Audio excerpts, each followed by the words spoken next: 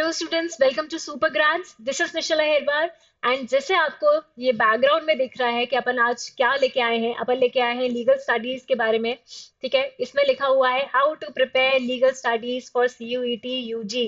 Yes, अपन जो है पूरा एनालिसिस भी लेके आई हूँ मैं प्रीवियस ईयर पेपर का, प्लस और क्या चीजें लाई हूँ। एग्जाम का पैटर्न इसमें बताया जाएगा, आपको क्या सिलेबस है वो पूरा सिलेबस बताया जाएगा, क्या स्ट्रैटेजी होनी चाहिए, क्या पॉइंट्स है आपको ध्यान में रखना है, किस तरह से पढ़ाई करें। एवरीथिंग इस पर्टिकुलर वीडियो में जो है आपको कंप्लीटली सब कुछ मिल जाएगा। ठीक है, तो इसकी जो है सीरीज भी स्टार्ट करने वाले हैं अपन लीगल स्टडीज की, जिसमें हर एक यूनिट से अपन डील करेंगे, हर एक यूनिट जो है पढ़ाया जाएगा। ठीक है, तो इसको ध्यान में रखिए। अब जो है पहले तो अपन थोड़ा सा एग्जाम का पैटर्न देख लेते हैं। तो एग्जाम के पैटर्न देखने के लिए पहले तो अपन को समझना होगा कि किस तरह का जो है इसमें और कौन कौन से जो है पार्ट्स या कौन कौन से ब्रांचेस होते हैं इस पर्टिकुलर चीज के, जो ये इस एग्जाम में इंक्लूडेड रहते हैं। तो सबसे पहले यहाँ पे एक तो आता है लैंग्वेज। लैंग्वेज टेस्ट आ जाता है यहाँ पे। एक आता है आपका डोमेन वाला, जो कि ये पर्टिकुलर लीगल स्टडीज में अपना लीगल स्टडीज रहेगा। नेक्स्ट जो है अपना आ जाता है यहाँ पे जनरल टेस्ट। ठीक है, तो ये जो है तीन सेक्शंस आप देख रहे हैं, तीन सेक्शंस में डिवाइडेड रहता है।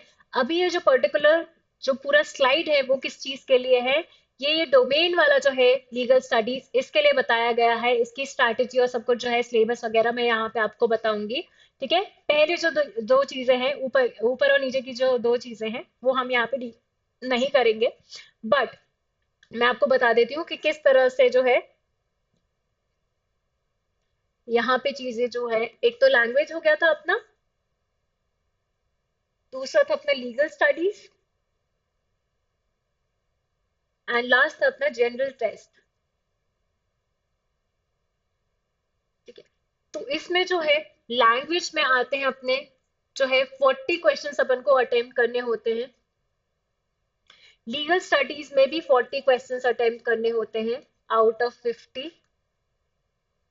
ठीक है, एंड जनरल टेस्ट जो है उसमें अपन को करने होते हैं 50 क्वेश्चंस अटेम्प्ट। ठीक है, हर एक जो क्वेश्चन है अगर उसका करेक्ट आंसर दिया जाता है तो उसका होता है 5 मार्क्स कैरी करता है वो। And there is a negative marking. Negative marking है यहाँ पे 1 मार्क्स की नेगेटिव मार्किंग है। तो अगर आपका गलत आंसर होता है तो आपके 1 मार्क जो है कट जाएंगे, जितना भी आपका टोटल बन रहा होगा उससे। ठीक है, तो यहाँ पे जो है जैसे कि देखा जाता है कि 40 क्वेश्चन, 40 क्वेश्चन है यहाँ पे, तो 40 इंटू 5 करेंगे अपन तो कितने हो गए, 200 मार्क्स। ठीक है, यहाँ पे भी 40 है तो 40 इंटू 5, 40 क्वेश्चन और 5 मार्क्स ईच, तो यहाँ पे भी कितने हो गए, 200 मार्क्स। और यहाँ है 50 क्वेश्चंस करने हैं इंटू 5, तो दिस इज 250। तो टोटल आप जो देख रहे हैं 200 200 250, तो 650 का जो है आपका टोटल मार्क्स का जो है पेपर रहेगा। कुछ उसमें सिर्फ जनरल टेस्ट से ही लिया जाता है, कुछ उसमें जो है लीगल स्टडीज से भी लिया जाता है फॉर बीए एलएलबी ऑनर्स। तो वो अपन को जो है यूनिवर्सिटी के अकॉर्डिंग देखना होगा। जैसे कि फॉर एग्जांपल कौन सी जो यूनिवर्सिटीज है, कुछ यूनिवर्सिटीज का मैं नाम बता देती हूँ जहाँ पे बीए एलएलबी ऑनर्स होता है। वो हो गई अपनी बनारस हिंदू यूनिवर्सिटी हो गई, इलाहाबाद यूनिवर्सिटी हो गई, ये अपना भीमराव अंबेडकर यूनिवर्सिटी हो गई। ठीक है, जो कि दिल्ली में है। तो ये कुछ जो है यूनिवर्सिटीज में बीए एलएलबी ऑनर्स जो है दिया जाता है 5 साल का। और यहाँ पे आप देख रहे हो कि टोटल मार्क्स जो है 650 मार्क्स हो गए। फॉर एग्जांपल ये बनारस की यूनिवर्सिटी में जो ये तीनों सेक्शन जब आ रहे हैं कि तीनों सेक्शन का टेस्ट लिया जाएगा, तो उसमें बोला गया है एक मिनिमम क्वालिफाइंग मार्क्स दे दिया गया है कि आपको उतने मार्क्स तो लेके आना ही है। उसके बाद क्या होगा, उसके बाद जो भी आपका कट ऑफ रहेगा उसके अकॉर्डिंग आपका एडमिशन लिया जाएगा। बट एडमिशन के टाइम भी आपको क्या है, इस एग्जाम में, ये सीयूटी यूजी के एग्जाम में आपको एक मिनिमम क्वालिफाइंग मार्क्स जो है वो लाना होगा। वो कितना होगा, उन्होंने बोला है कि जनरल कैटेगरी वाले बच्चों जो हैं उनको 50% लाना है। तो अपना देखा अपन ने टोटल इस 650, तो इसका 50% जो है वो लेके आना है। दैट विल बी 325 मार्क्स जो है हमारे मिनिमम मार्क्स, हमें क्वालिफाइंग मार्क्स है, और इतना हमें लेके ही आना है। ठीक है, फॉर ओबीसी कैटेगरी यहाँ पे अलग है, और एससी और एसटी कैटेगरीज के लिए भी यहाँ पे डिफरेंट है। सबका जो है यहाँ पे डिफरेंट डिफरेंट बताया गया है। अब जो आता है, अब मैंने देख लिया। अब इसमें देखो, आएंगे कितने क्वेश्चंस आएंगे, 50 क्वेश्चंस। आपको जो है लीगल स्टडीज वाले पार्ट में कितने क्वेश्चंस आएंगे, 50 क्वेश्चंस आएंगे। पर उसमें से आपको कितने क्वेश्चंस अटेम्प्ट करने हैं, दैट विल बी 40। 40 क्वेश्चंस वो अटेम्प्ट करने हैं 50 में से। मिनिमम क्वालिफाइंग मार्क्स जो है वो हर यूनिवर्सिटी का जो है अलग रहेगा। जैसे मैंने आपको बनारस का बताया, उसका 50% लाना है, तो इस हिसाब से आप देख लीजिएगा। अब जो है करेक्ट आंसर के लिए अपन ने देख लिया कि देयर विल बी 5 मार्क्स। हर करेक्ट आंसर में आपको 5 मार्क्स मिलेंगे। नेगेटिव मार्किंग रहेगी। नेगेटिव मार्किंग कैसे रहेगी, कोई भी गलत आंसर होगा तो उसमें 1 मार्क्स आपका काट लिया जाएगा। ठीक है, तो ये था एक बेसिक एग्जाम पैटर्न। अब जो है पुरानी ईयर का जो है पेपर का एनालिसिस किया है मैंने यहाँ पे, 2022 के पेपर का। तो उसके अकॉर्डिंग मैं आपको हर यूनिट के हिसाब से जो है एक वेटेज बता देती हूँ। यहाँ पे ये जो टॉपिक्स देख रहे हो, ये जो है ये हर यूनिट का जो है सिलेबस में सारे यूनिट्स दिए गए हैं। टोटल वहां पे 8 यूनिट्स दिए गए हैं। ये सारे जो है 8 यूनिट्स यहाँ पे बताए गए हैं। ठीक है, जिसमें लीगल मैगजिम्स भी है। ठीक है, तो लीगल मैगजिम्स को छोड़ना नहीं है। ऑल्दो इसमें से बहुत कम क्वेश्चंस आए थे, सिर्फ 2 क्वेश्चंस आए थे, बट लीगल मैगजिम्स भी पढ़ते रहना। ठीक है, तो सबसे पहले जो है इंडियन जुडिशरी, उसमें देख रहे हैं 7 क्वेश्चंस आए थे। आर्बिट्रेशन से 4 आए थे। टॉपिक्स ऑफ लॉ जिसमें property contract, criminal law, administrative law, इस तरह की चीजें आती है, उसमें से 6 आए थे। ह्यूमन राइट्स वाले सेक्शन से अपने 6 क्वेश्चंस आए थे। लीगल प्रोफेशनलिज्म से अपने 8 मार्क्स आए थे। लीगल सर्विसेज से 7 आए थे। इंटरनेशनल कॉन्टेक्स्ट आप देख रहे हैं 10 मार्क्स। तो काफी ज्यादा जो है, सबसे ज्यादा हाईएस्ट वेटेज जो है किस यूनिट को मिला था यहाँ पे, इंटरनेशनल कॉन्टेक्स्ट को। तो ये काफी इंपॉर्टेंट बन जाता है ना। ऑल्दो जरूरी नहीं है कि ये जो जैसे मार्क्स अभी आए, जिस हिसाब से क्वेश्चंस आए हैं, उसी वैसे ही क्वेश्चंस जो हैं वापस आपके पेपर में आए। यहाँ पे जो है चेंजेस हो सकते हैं डेफिनेटली, बट फिर भी अपन इस चीज को ध्यान में रखेंगे कि क्या इंपॉर्टेंट रह चुका है। ठीक है, और आप देख सकते हैं यहाँ पे कि 8 मार्क्स का यहाँ पे आया था अपना लीगल प्रोफेशनलिज्म। 7 मार्क्स का जो है legal services and Indian judiciary से भी 7 क्वेश्चंस जो है यहाँ पे आए थे। ठीक है, तो ये आपको जो है एक बेसिक एनालिसिस मैंने बताया है। अब इसमें से टॉपिक वाइज कौन सा इंपॉर्टेंट है, उसी एनालिसिस के बेसिस पे और अदरवाइज भी मैं आपको बताती हूँ। तो इसके लिए अपन पहले सिलेबस पे चलते हैं। अब ये जो सिलेबस है, मैंने जैसे आपको बताया कि 8 यूनिट्स में ये सिलेबस डिवाइडेड है। पहला यूनिट जो है जुडिशरी की बात करता है, उसमें क्या आएगा, उसमें अपना जो है कोर्ट्स का स्ट्रक्चर, हायरार्की, उनका कॉन्स्टिट्यूशन, जजेस के रोल्स, इम्पार्शियलिटी का कॉन्सेप्ट, और अपना क्या रिटायरमेंट, रिमूवल, उनका कैसे अपॉइंटमेंट, ये सारी चीजें हैं वो आएगा, और जुडिशियल रिव्यू की। तो इस बार जो है 2022 के क्वेश्चन से अपन ने देखा गया कि काफी क्वेश्चंस बने थे। कॉन्स्टिट्यूशन से आया था क्वेश्चन, रिटायरमेंट रिमूवल से आया था, इम्पार्शियलिटी से आया था, इवन ये भी आया था कि सुप्रीम कोर्ट ने कौन से कोर्ट्स को रिप्लेस किया है, इस तरह का क्वेश्चन भी आ गया था। तो ये जो है स्टार्टिंग में स्ट्रक्चर एंड हायरार्की वगैरह में देखा गया है। तो ये जो है एक इनका कुछ सब टॉपिक्स हैं, इसको भी अपन डिटेल में आगे पढ़ेंगे बाद वाले लेक्चर्स में। ठीक है, फिर आता है टॉपिक्स ऑफ लॉ। एक यूनिट है जिसमें किस तरह के आएंगे, आपके आएंगे टॉर्ट्स आ गया, प्रॉपर्टी लॉ आ गया, कॉन्ट्रैक्ट से रिलेटेड आ गया, क्रिमिनल जो है लॉज वो आ गया, एडमिनिस्ट्रेटिव लॉ आ गया। तो ये सारी जो है सेकेंड यूनिट में कवर होगा। थर्ड यूनिट जो है वो आर्बिट्रेशन वगैरह के बारे में है। इसमें कौन से ट्राइब्यूनल्स जो है वो बनाए जाते हैं एजुडिकेशन के लिए। ठीक है, तो ये सारी चीजें अपन पढ़ेंगे, सब समझेंगे। हर एक टर्म ये जो है कंफ्यूजिंग लग रहा होगा, बट सब समझेंगे, सब पढ़ेंगे। और यहाँ पे है ऑल्टरनेटिव डिस्प्यूट रेजोल्यूशन क्या होता है, वो सारी चीजें भी देखेंगे। अब इसमें जो है कुछ अपन को मॉडल्स बताए गए हैं, जैसे कि एडवर्सेरियल एंड इनक्विजिटोरियल सिस्टम, वो क्या होता है वो देखेंगे। यहाँ पे ऑल्टरनेटिव डिस्प्यूट रेजोल्यूशन क्या होता है, कौन से टाइप्स होते हैं, लोक अदालत क्या होते हैं, ओम्बड्समैन, ये जो है, ये सारे काफी इंपॉर्टेंट है, इससे क्वेश्चन जो है अभी बने गए थे। तो ये सारी चीजें देखेंगे। एडवर्सेरियल एंड इंक्विजिटोरियल से भी क्वेश्चन था, तो ये सारी जो है चीजें अपन देखेंगे। टाइप्स ऑफ एडीआर से भी बना था, कितने टाइप्स के होते हैं, ठीक है, उसकी डेफिनेशन के साथ, उनके नाम के साथ उनकी थोड़ी थोड़ी से छोटे से मीनिंग या डेफिनेशंस दिए थे। तो ऐसे ऑर्डर्स वगैरह तरह के भी क्वेश्चंस बनते हैं। एजर्शन रीजनिंग वाले क्वेश्चंस भी बनते हैं, कुछ डायरेक्ट क्वेश्चंस भी बनते हैं, कुछ कब स्टैब्लिश किया गया था, इस तरह के भी क्वेश्चंस भी बनते हैं। मैच द फॉलोइंग भी बनते हैं। तो आपको हर तरह के जो है यहाँ पे क्वेश्चंस मिलेंगे, ठीक है। बट अपन हर क्वेश्चन के लिए प्रिपेयर्ड रहेंगे, तो किसी को भी यहाँ पे घबराने की जरूरत नहीं है। अब जो है यहाँ पे दूसरा यूनिट है, यूनिट नंबर 4 जो है वो ह्यूमन राइट्स की बात करता है। ह्यूमन राइट्स में अपन जो है इंटरनेशनल कॉन्टेक्स्ट भी देखेंगे, क्योंकि वहां से जो है ये चीज लिया गया है और वो अपने कॉन्स्टिट्यूशन में कहाँ कहाँ डाला गया है। तो वो सारी चीजें देखेंगे, इसका कॉन्स्टिट्यूशनल फ्रेमवर्क और इंडिया से कैसे रिलेटेड है, किन लॉज में जो है ह्यूमन राइट्स की बात की गई है, इस तरह की चीजें देखेंगे। कंप्लेन मैकेनिज्म्स देखेंगे अपन, क्वाजी जुडिशियल बॉडीज क्या होती हैं, उनके क्या कंप्लेन मैकेनिज्म्स होते हैं, इस तरह की चीजें भी देखेंगे। फिर आता है लीगल प्रोफेशनलिज्म। तो वो देखेंगे अपन कि ये क्या चीज होता है, इसका इसमें जो है काफी इंपॉर्टेंट, जो बहुत सारे क्वेश्चंस जो है अपन ने देखे गए थे, ये भी 7 मार्क्स का था।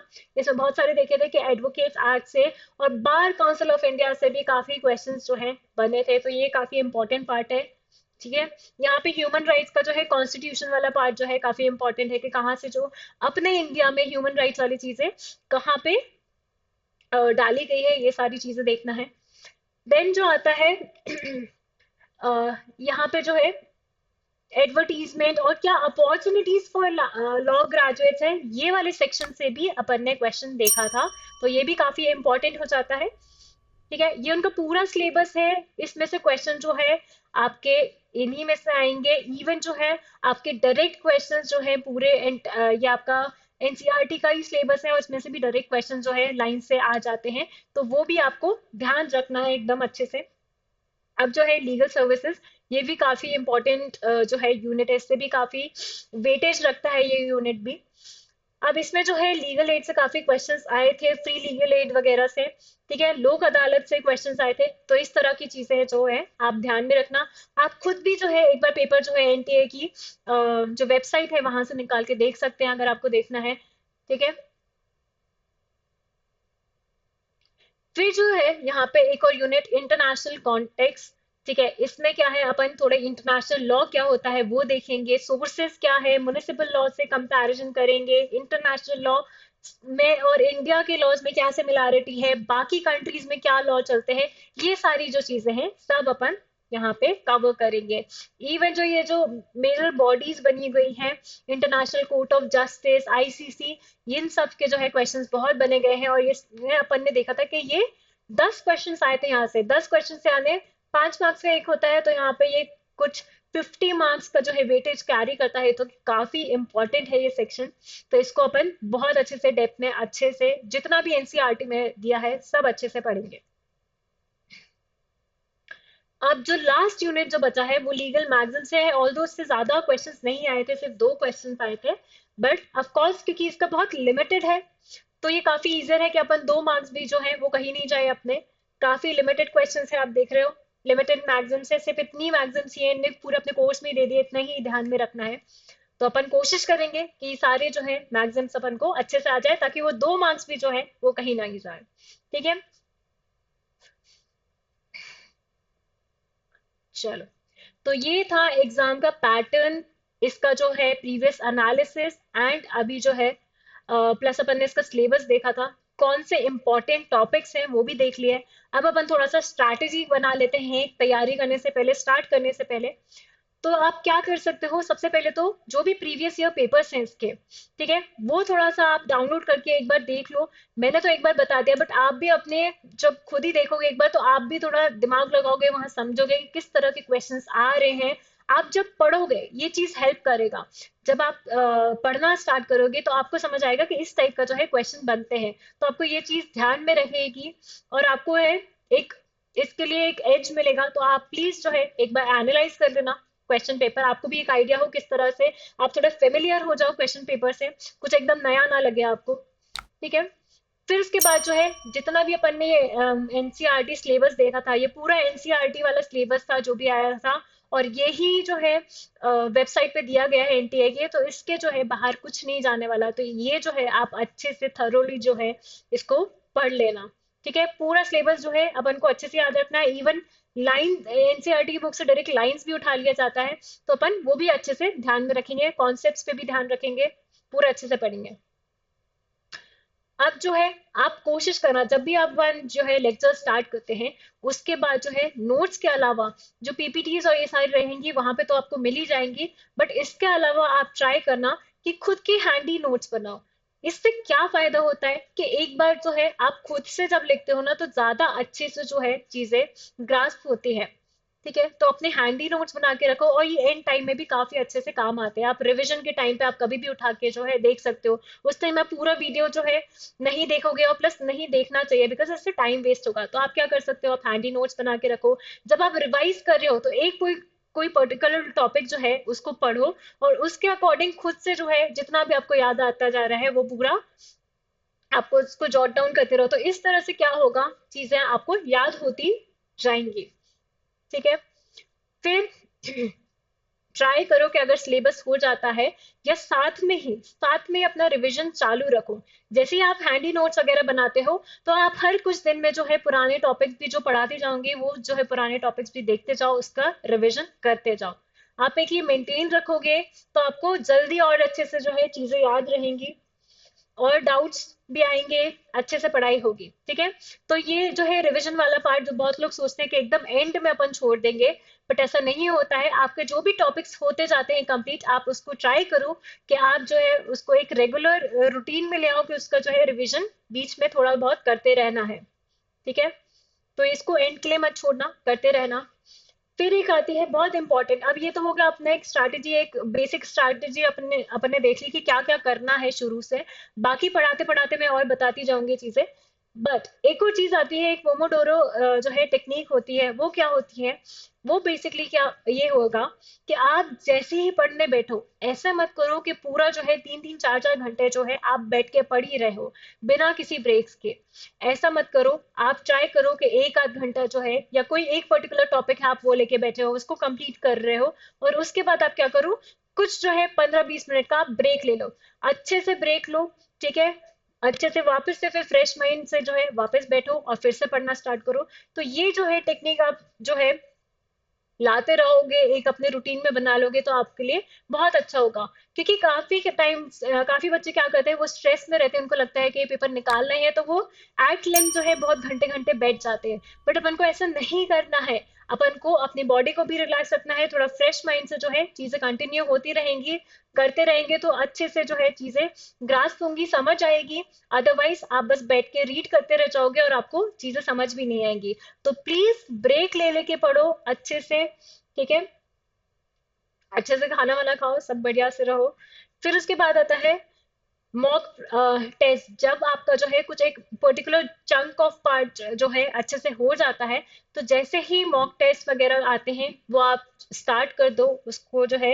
कोई सा भी मॉक सीरीज वगैरह जो है वो लो, और उसको अच्छे से जो है पढ़ना शुरू कर दो। उसको अटेम्प्ट करना स्टार्ट कर दो, टाइमर लगा के करो कि कितने टाइम में आपका कंप्लीट हो रहा है कि नहीं, कितने करेक्ट आंसर्स आ रहे हैं, कितने इनकरेक्ट आंसर्स आ रहे हैं। जो अगर इनकरेक्ट आंसर्स आ रहे हैं, या जो नहीं बन पाए हैं, या कहीं पे फ्लूक्स लगाए हैं, तो उनको मार्क करके रखो, और उनको आप बाद में वो पूरे टॉपिक को रिवाइज करो। सिर्फ आंसर नहीं देखना है इसमें, आप पूरे टॉपिक का रिवीजन करो अच्छे से। ठीक है, जो भी डाउट है उसको अच्छे से क्लियर करो, और नेक्स्ट टाइम जब है उसको वापस री अटेम्प्ट करने का कोशिश करना कुछ टाइम बाद, ताकि क्या होगा, आपका एक जो है कहीं पे भी गलती ना हो, इस तरह का आपका कॉन्फिडेंस जो है बढ़ता चला जाएगा। ठीक है, okay, so that was all for the strategy, है ना। अच्छे से पढ़ो, जो ये सिलेबस है इसके बाहर नहीं जाएगा, तो किसी को कोई स्ट्रेस या टेंशन लेने की जरूरत नहीं है। अपना जो है पूरी यूनिवर्सिटीज का ध्यान रखना कि कितना जो है उनका मिनिमम क्वालिफाइंग मार्क्स है, उस हिसाब से ध्यान रखो, उस हिसाब से पढ़ो। और कोई बहुत डिफिकल्ट पेपर नहीं आता है। भले आपको कुछ जो है यहाँ पे बहुत सारे टर्म्स या दिखे होंगे, जैसा लग रहा होगा कि एकदम नए हैं, ये क्या है इतने बड़े बड़े टर्म्स। बट ये सब कुछ जो है पूरे लेक्चर्स में अच्छे से समझा दिया जाएगा, कोई प्रॉब्लम नहीं होगी। उसके बाद भी कोई डाउट्स आते हैं तो आप जरूर जो है अपने कमेंट सेक्शन में बता सकते हो कि ये पर्टिकुलर डाउट आ रहा है। ठीक है, thank you so much guys, and see you next time.